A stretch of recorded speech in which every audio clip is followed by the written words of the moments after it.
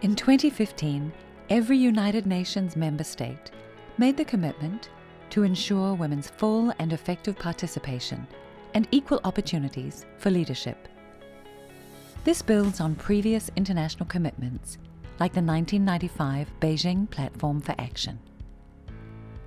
The rationale is not just equity, fairness and rights and representation, but also because it makes for stronger governance and better economic outcomes. The diversity dividend is well documented. In the private sector, more women in senior managerial positions and on boards correlates with an increased return on investment. In governance bodies, gender balance correlates with increased emphasis on long-term growth drivers like environmental sustainability, education, and health. So with such a strong case for gender balance, what's the current state of play? 1 in 4 parliamentarians is now female. Only 1 in 5 speakers of parliament or government ministers is a woman.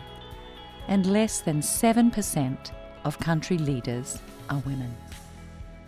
In the private sector, almost 1/3 of companies globally have no women at all in board positions. A new index provides some insight. In a survey of 10,000 respondents, around half expressed discomfort with women as leaders in both corporate and political life. So with progress this slow and challenges persisting, what works?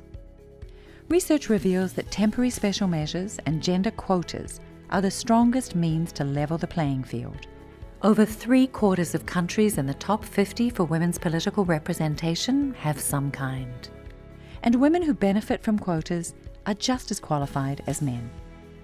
In the private sector, women's representation on boards has increased significantly with the introduction of quotas.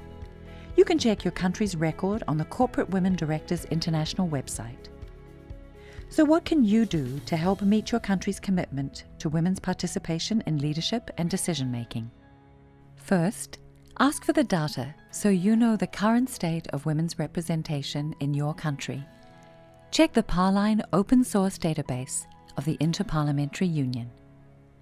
Second, you can promote your government's commitment to SDG-5 and urge your colleagues to do the same. Third, you can support the adoption of temporary special measures and quotas. Enforcement is, of course, the critical next step. Fourth, make your parliament a gender-sensitive workplace by advocating for family-friendly on-site childcare, toilet facilities, nursing rooms, and paid parental leave, so all parliamentarians, both women and men, can fulfill family responsibilities. Finally, you can commit today to act as a mentor, sponsor, and guide to help ensure more women run for office. It's time to act. What will you commit to today?